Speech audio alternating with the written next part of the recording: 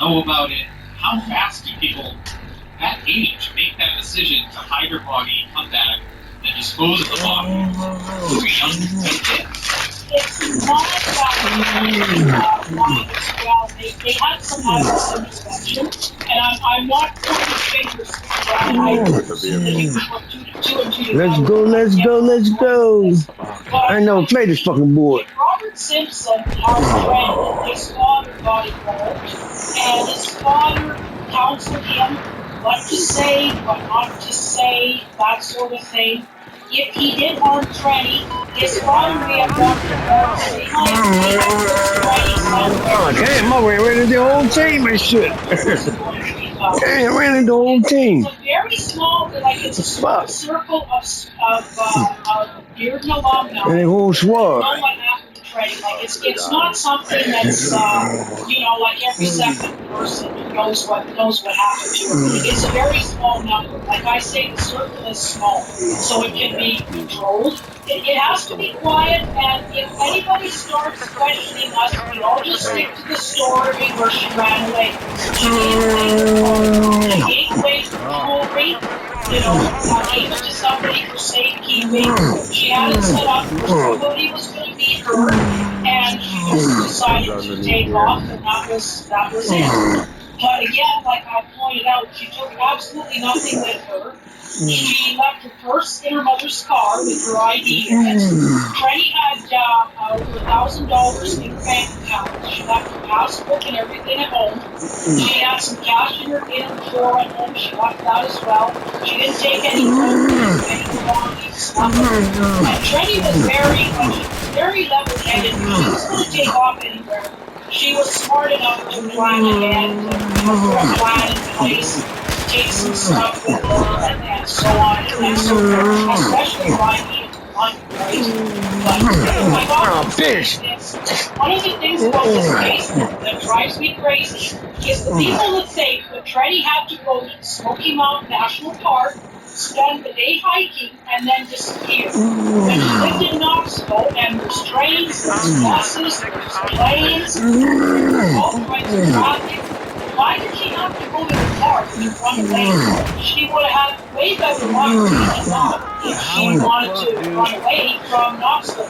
Trenny wasn't working at the time. She had a part-time job in the mall at Forson's cafeteria. Really, if she wanted to leave... Oh, come on! Get the fuck out of here! But really, she was going to take off and not come back.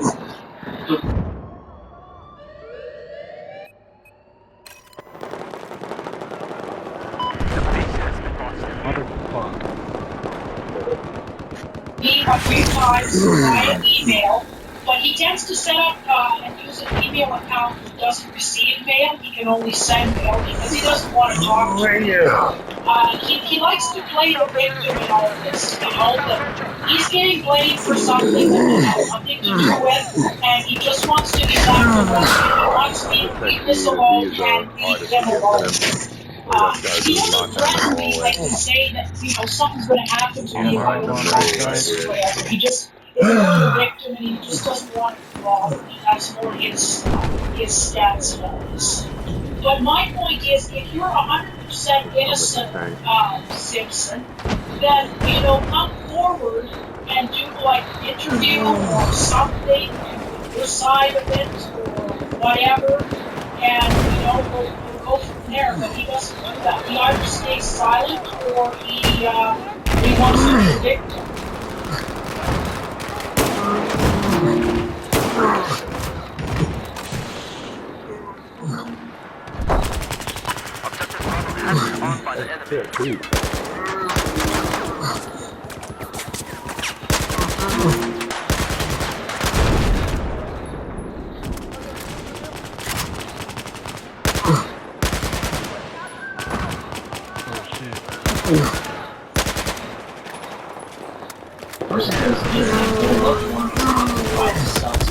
Oh, bitch, I ain't see that motherfucker, bitch. Started a 501c3 nonprofit organization, private investigations for the missing, because he knows this feeling all too well. When Bruce's daughter Brianna disappeared in March 2004, he was surrounded by licensed private investigators dedicated to finding her. Now his mission is to provide dedicated private investigators at no cost to eliminate this unconvincing, desperate reviews of outlook angel calls. Private investigations for the missing. Haven't played for a while. Mission statement, make a donation, and keep up with our law. You going crazy. Investigations. Damn, man, get the hell out of here. Why isn't that far away? Investigations for the missing clients. Because forever is too long to wait. The Louisville Orchestra invites you to decades back to the 80s. Join us for new nostalgia, energy, and dance at Louisville Palace on February 22nd, 2025. Conductor Bob Burger will be at the performance filled with your favorite hits like The Power of Love, Time After Time, Material Girl, Another One Bites the Dust, Footloose, Addicted to Love, and more. Click now to get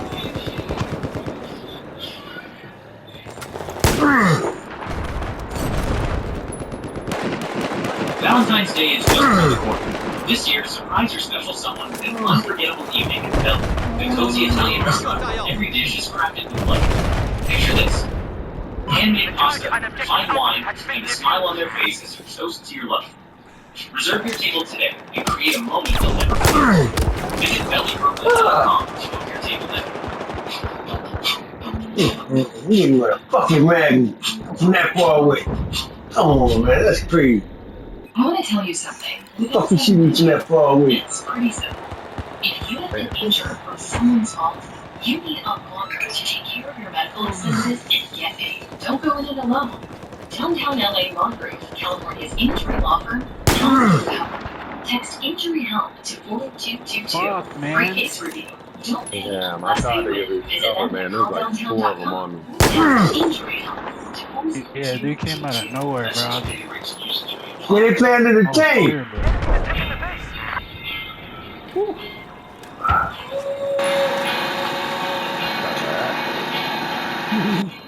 You gotta smack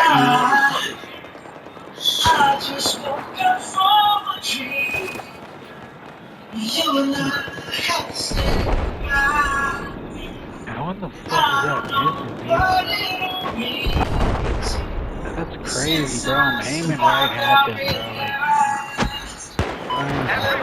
bro.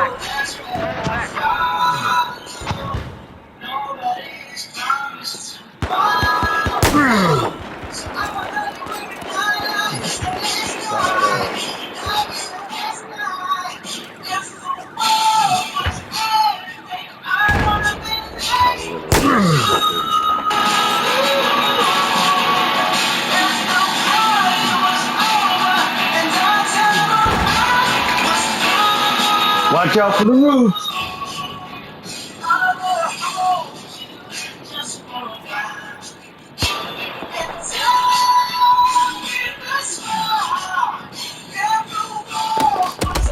God, you bitch.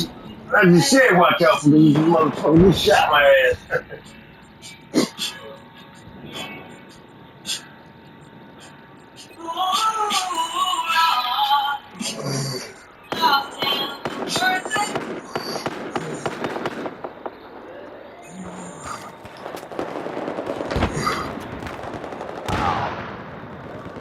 Your zero trust journey with Lensford Government, a comprehensive cloud security platform trusted by over 40% of Fortune 100 companies that empowers the government to secure everything they do and run in the cloud. Oh, come on. Security solution that provides Why you motherfucker getting these knee legs? automated compliance assessment and AI security capabilities. So watch the motherfucking board again. Agencies can innovate in the cloud while staying secure. Learn more at lens.io/go. That's wiz.io/go.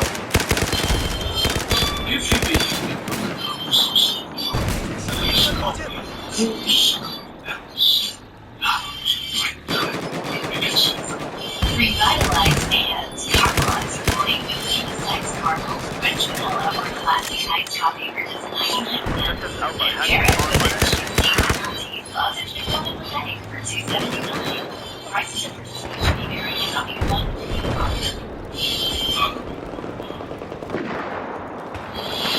Why is AEW successful? Why is Tony Khan running his promotion better? Convince McMahon Empress Richard Hall running Monday night and Friday night. Long term.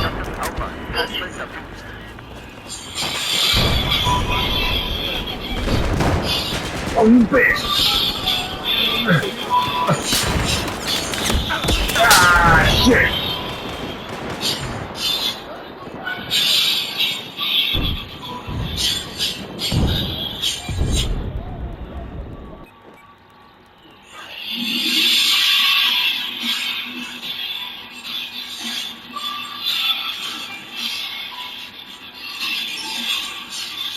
Anyone got a spawn beacon, put one up there.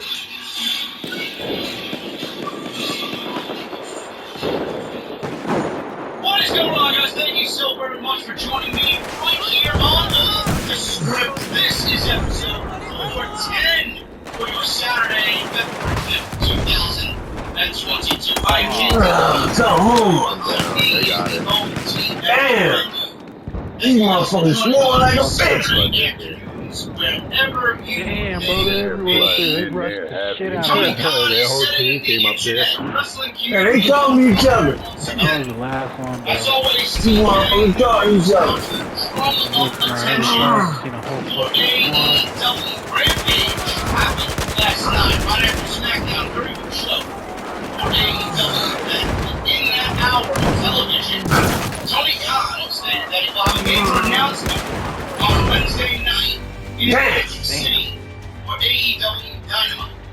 Now, These motherfuckers playing together. They must have playing together like motherfuckers. AEW, where all They came are up, hey. multiple promotions to walk through that forbidden door and wrestle for Tony Khan and All Elite Wrestling. He's mentioning the forbidden door once again, and running speculation is that it is a former WWE superstar. Some people are even speculating that it is a current WWE superstar who is actually still employed with the company. We don't know who this may be, but I will give you my opinion on this today and who I think it is. We're going to narrow it down to who it is and who it is not. But one thing is for sure, man, Tony Khan has a beautiful sea of talent to choose from to bring on into the promotion. I think we all know that their roster is somewhat bloated at this current time. He clearly can't take everybody for the sake of taking everybody. It is at a point where Tony Khan now needs to pick and choose who he wants on the roster. So we will go over that. We're going to start with that at the top in just a little bit, but that's the major story coming out of last night and the Friday Night Wrestling scene. Also, WWE morale in the locker room is at all-time lows following the Royal Rumble. It is not very difficult to see why. On top of the Shane McMahon situation, WWE and the locker room right now not really meshing well together. Apparently people in the locker room have a very difficult time with what's going on. Their concerns and their voices are not being heard to a point where it is stated that Vince McMahon is actively ignoring everybody in the locker room and just doing what he wants. We're going to go over that as well today on the show. Tyson Kidd, who is a mainstay in the WWE backstage as a producer, he's one of the many people who is integral in the Women's Royal Rumble in the last couple of years. He was not a part of the producing team for this year's Women's Royal Rumble.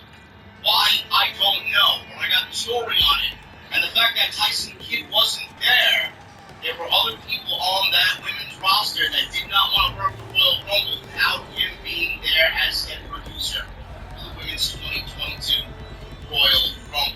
We got all this plus so much more right here on Off the Script. Again, thank you guys for joining me on your Saturday afternoons, wherever you may be. Follow me on social media, at JD from NY206. That's on Twitter and Instagram. Thank you to all the followers on Twitter. We are getting very, very close to 37,000 followers on Twitter. So thank you guys very much. If you guys want my in real-time thoughts about everything that happened during the week, make sure you guys go on Twitter. It's also a great way to keep up to date on when I upload here as well as all filters.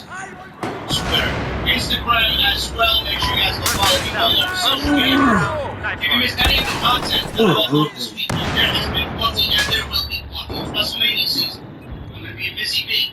Make sure you guys go and check all that out. It's on the homepage right now. Everything you need from Monday's live stream, Wednesday's live stream, Friday, last night, and the live stream from SmackDown and Rampage, plus episode 408 and 409 Make sure you guys go and check that out. There's all the good news for you right now. Hit that thumbs up. Let's try for 1,000 likes minimum on today's Off the Script. And make sure you guys go and hit up my sponsor for today's show, Honey. JoinHoney.com/offthescript. You guys can download the free web browser. You can start saving money when you're shopping online and using Honey. And I know everybody loves saving some money. Make sure you guys go and do that. Great way to support the show is JoinHoney.com/offthescript. And as always, man, listen, I love you guys. I want to be in and around what you guys do. AEW is happening on Wednesday in Atlantic City. I'm going to be talking about this for the next couple of days. The end of the Wednesday, I will be in Atlantic City. Not for the AEW show, but I'm holding a VIP OTS meetup. So make sure you guys come on out to that. And make sure you guys head down to the Tennessee Avenue Beer Hall on Tennessee Avenue in Atlantic City at 2 p.m. We'll probably ride it out till about 6 p.m. If you guys want to get to the AEW Dynamite show in Florida, keep going. So if you're coming from New York or Pennsylvania, if you guys live in New Jersey, want to make a ride out to Atlantic City and hang out for a little bit, have a couple cold beverages, talk wrestling. There'll be fun to be had. There'll be merchandise to be sold. It is going to be a great time. So if you guys want to join the meeting, make sure you guys head on down to the Atlantic City area. That's the TC Beer Hall, 2 p.m. on Wednesday. Oh, come on! Get the fuck out of here! Fuck out of here with that bullshit. Man, this story is getting out of control.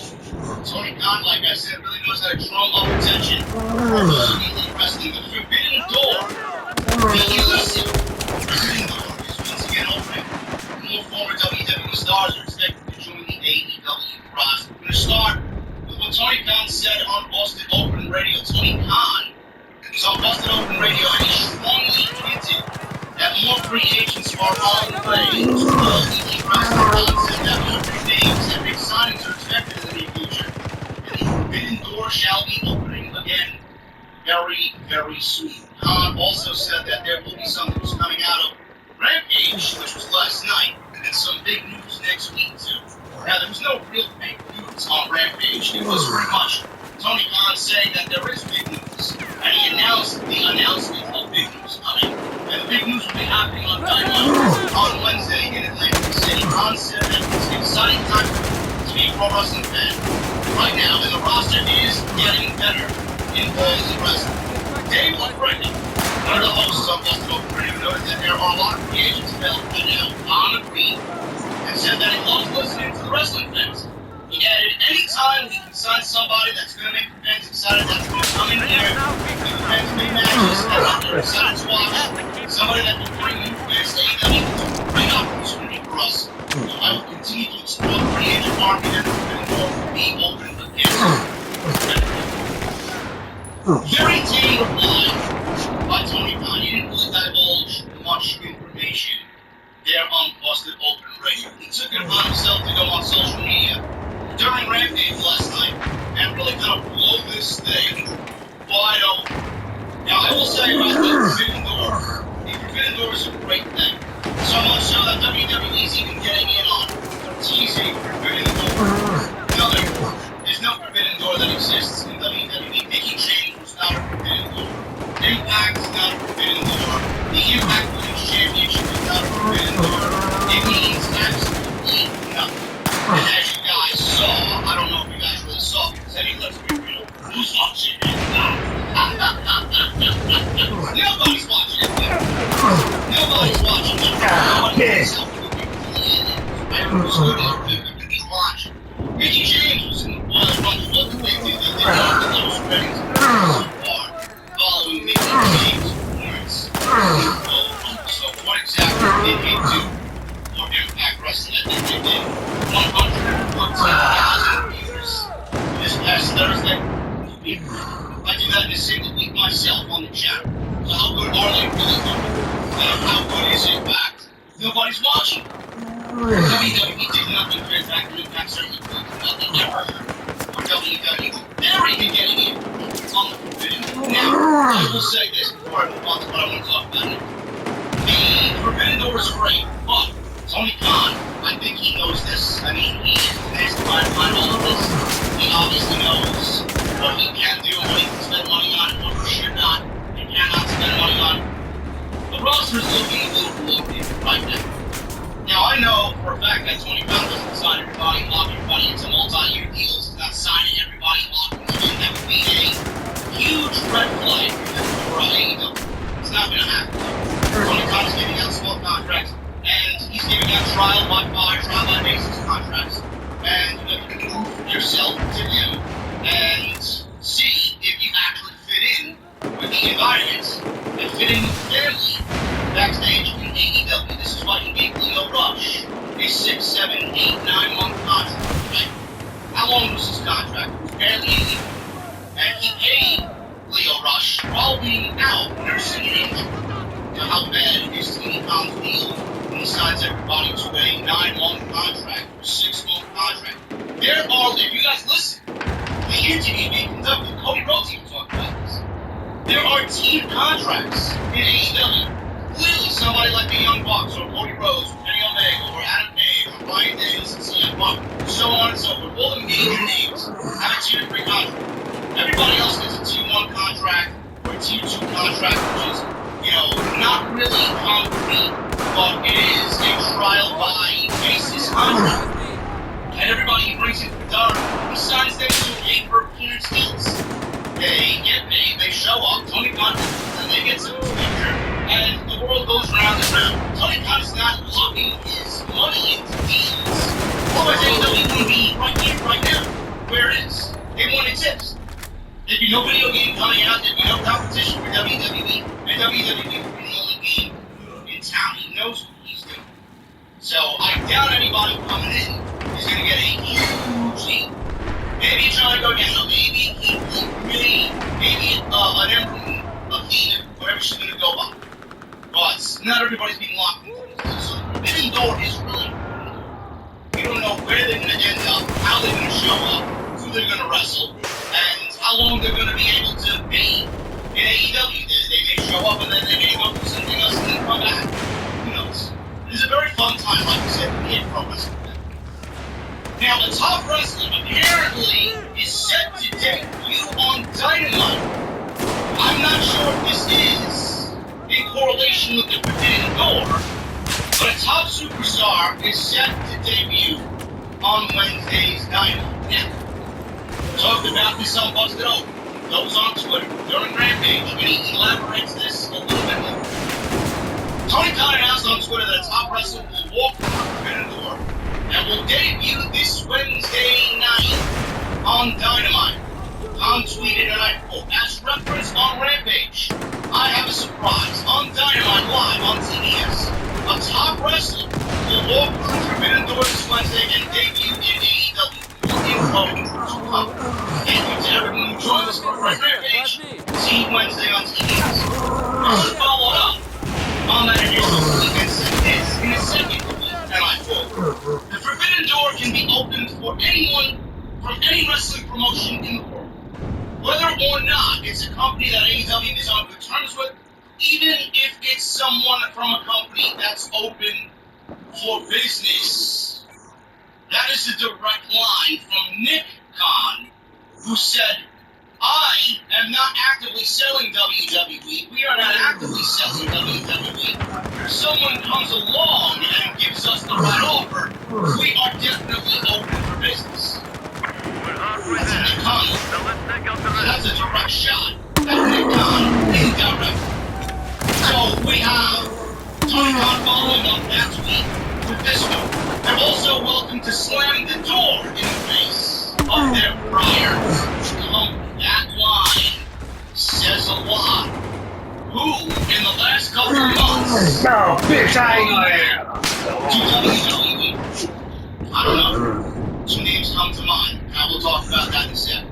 There's a long list of names that would fit Khan and his description about what he's talking about in his tweet. Some of the names that fans are already speculating are Kazuchika Okada, New Japan Pro Wrestling, Josh Alexander, who apparently has his deal coming up in Impact Wrestling. His name was just mentioned on Dynamite with Randy Rhodes and promo with Dan Lambert. So it should be noted that Alexander's name was mentioned, like I said, out by Brandy on Wednesday during her promo with Dan Lambert. Alexander also sent out a cryptic tweet, which you guys can see on his Twitter page about his future plans in pro wrestling.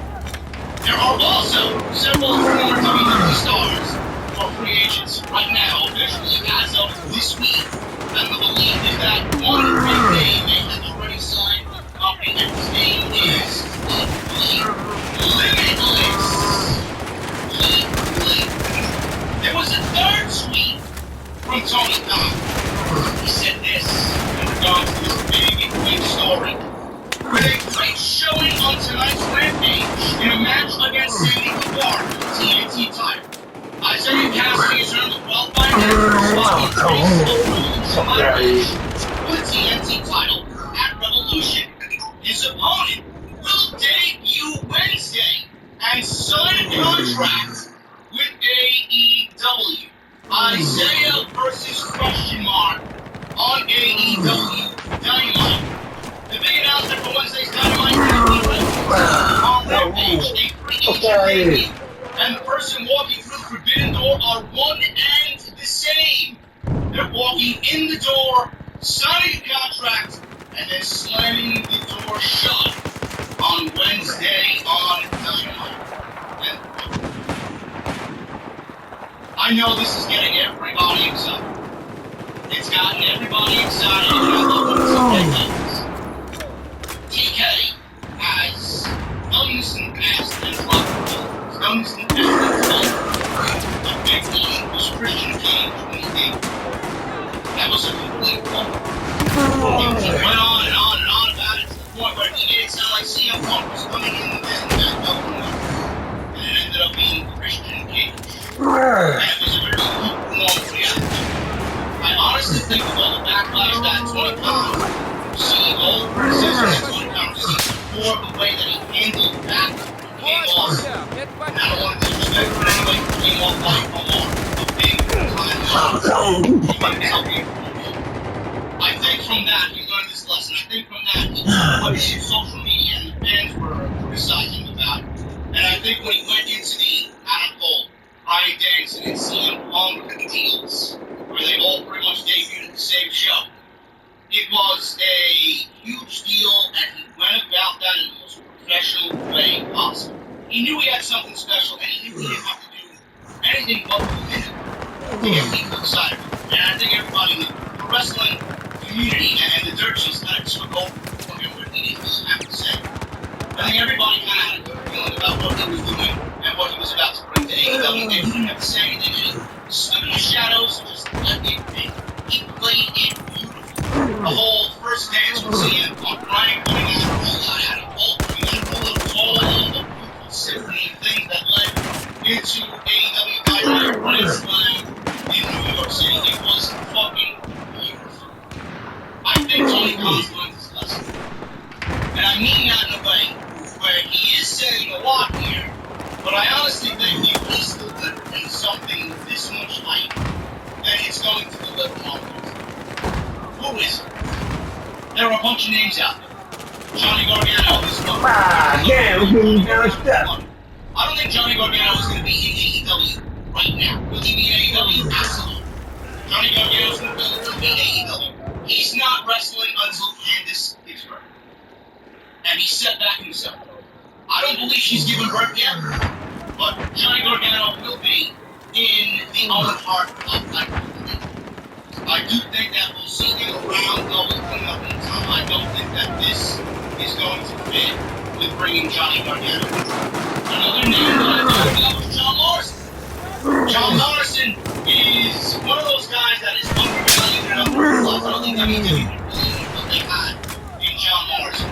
I'm a big John Morrison guy. You fucking knew it was one round. Not this current version of John Morrison in WWE, I should say. When John Morrison was back in his first run in WWE, I was a big fan. I think they even underutilized him then. He's such a great fucking talent. And this guy, go out and give him bangers every night. And he's one of those guys that's very versatile. You can plug him into any situation. Big card title, secondary title, what we want to call it, TNT title. You guys can plug him in there. You want to have a big plug into a world title situation. The guy's going to be a 5-star match.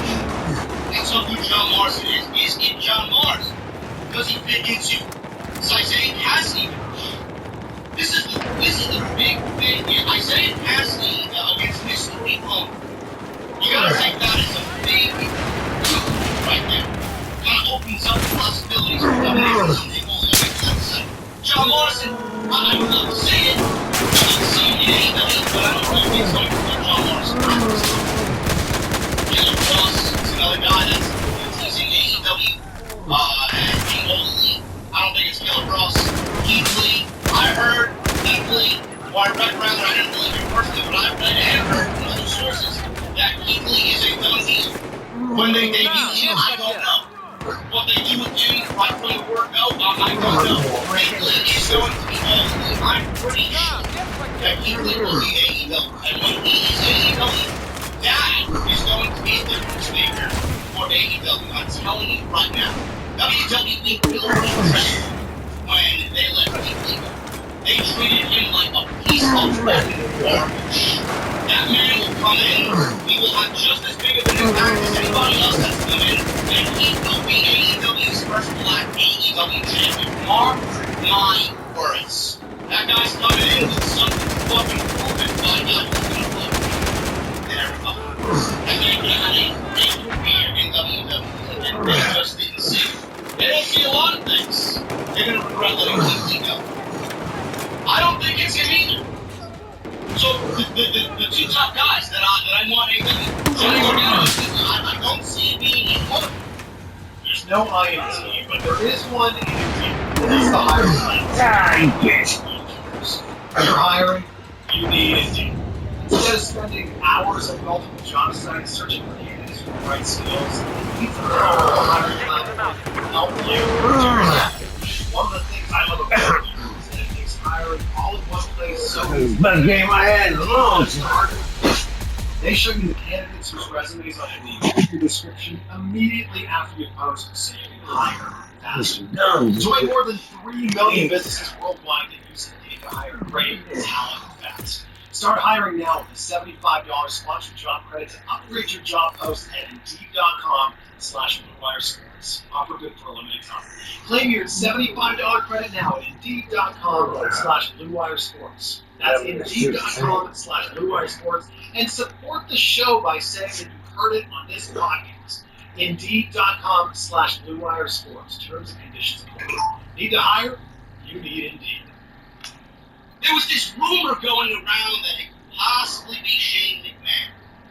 I don't think it's Shane McMahon. I don't think Tony Khan would ever be looking at bringing a McMahon into the company unless it's going to be a huge storyline that's only going to play out on TV. It's going to have nothing to do with anything creatively done backstage or office-wise done backstage.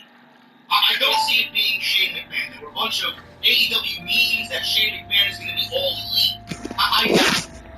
I doubt it. I don't think that's a smart move by AEW.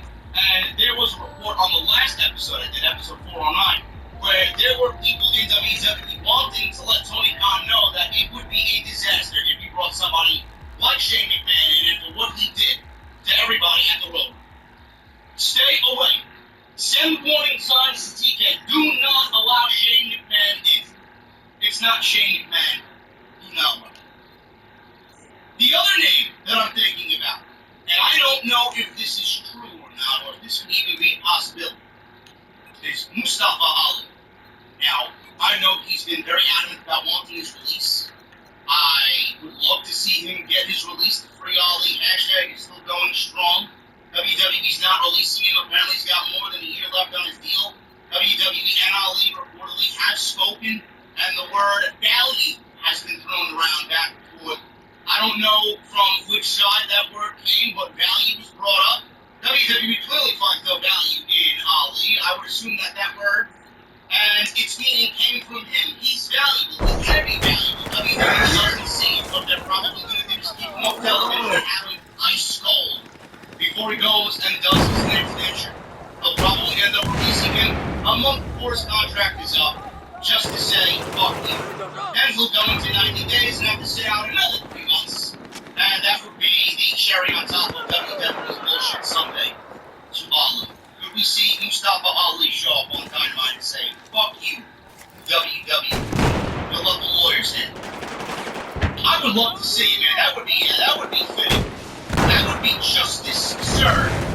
everybody that fucking needs the 90-day clause, man. And what big balls Holly would have to show up on Wednesday night and get out into a match for a TNT title shot opportunity. It's something that I'd love to see because it's just so out there. You don't think things like that can happen, but push somebody enough, man, you'll see how fucking crazy and how much they want. You know, how crazy they are and how much they want. It's crazy. Who do I think it is? I think it's Jeff Hardy. I genuinely think it's Jeff Hardy. And the reason I say this is because Matt Hardy's been teasing a lot about changing his character, Team Extreme.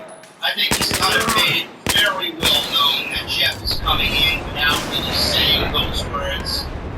He said everything but about Jeff coming in. The fact that Isaiah Cassidy is in the Hardy family office, the fact that Isaiah Cassidy is a pupil of Matt Hardy, having Jeff come in for this storyline is just fitting. Obviously, Isaiah is not going to win. Obviously, it seems like the Hardys are going to get back together, and hopefully the Hardy family office goes away and they all go on their separate ways. And I honestly think it's Jeff Hardy, with everything that's really materialized here. And what Tony Khan said is somebody that is coming in, going to sign a contract. It definitely has to do with the Forbidden Door, right? I honestly think Jeff Hardy is a Forbidden Door. Equally is a Forbidden Door. Johnny Gargano's not a Forbidden Door. Philip Ross is not a Forbidden Door. Sean Morrison is not a Forbidden Door. Kazuchika Okada is a Forbidden Door. Will Ospreay, who's been playing on that shit. I do see both of them somewhere walking through the Forbidden Door at some point this year. Those are Forbidden Door walkers. Those other guys are not Forbidden Door walkers. They're all free agents. They're not tied to the door. So it doesn't really fit into the Forbidden Door definition. Jeff Hardy and Ali fit into the Forbidden Door discussion. Ali more so because he's still contracted to WWE. That would be a true Forbidden Door. But Jeff Hardy is a Forbidden Door. Why is he a Forbidden Door? He walked out of WWE because he was sick and tired of being there. He didn't want to be there anymore. WWE thought that Jeff Hardy was under the influence and had to take a drug test. Hardy apparently was under the influence, says WWE. That's why he did what he did. Hardy came back and said, I wasn't under the influence. I took a drug test. I know it's coming back negative. Hardy just walked out because he didn't want to be there anymore. He just gets into these modes, Matt said. When he doesn't want to be there anymore, he gets in his feelings and he just makes those rash decisions for himself. I'm not saying that he intentionally got himself fired, but that's exactly what it looks like. It almost looks like it's coming off as Jeff Hardy did what he did because he knew WWE would take the action that they did, and he played the system right. Jeff Hardy played the system right, and WWE had Jeff Hardy go and manipulate this fight out of the pump. And their first inkling was, let's give this guy drug test. He's fucked up. Jeff was not fucked up. Jeff said, Jeff test came back negative. And they ended up releasing Jeff without the test results coming back because they feared the worst. So now he's on the 90-day non-compete. So the fact that he's on a 90-day non-compete, and we all think he's on a 90-day non-compete, Tony Khan is playing off that Jeff Hardy's waiting for Forbidden Door. Meanwhile, Jeff on his end, all he wanted was his drug test. His negative drug test, that's all he wanted.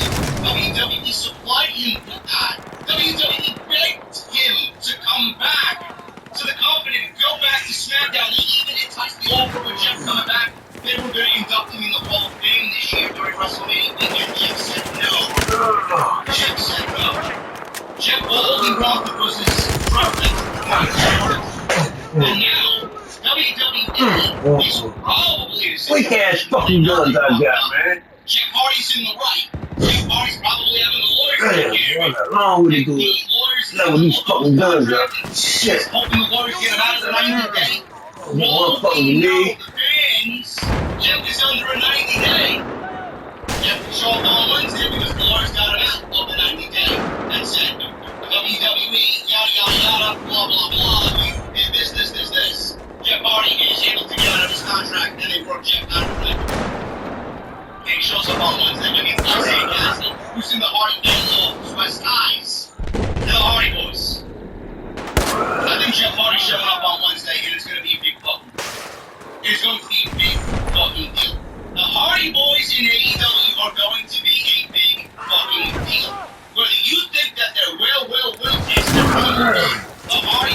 come on. in AEW. WWE clearly did so because they begged Jeff Hardy to come back to the company. They even enticed the offer with a Hall of Fame induction this year. If that doesn't say we don't want them to go there because we know they're going to be a big deal, I don't know what does. Jeff Hardy's debuting on Dynamite. That is my prediction for Wednesday night. And kudos to Tony Khan. We knew it was going to happen, but it seems like it's going to happen sooner than we all thought. Jeff Hardy teased making an extreme change to his character to even add more fuel to the fire. This is where Matt dropped his latest hint. After Sammy Guevara being Isaiah Cassidy, Jeff Hardy took to Twitter to comment in character after the statement of Isaiah Cassidy was in disgrace to Sammy Guevara. On Twitter, he says this: maybe it's time for me to go back to this team. Maybe it's time for me to get rich on what really gave me. Maybe it's time for me to face the life and get a little tighter. Maybe it's time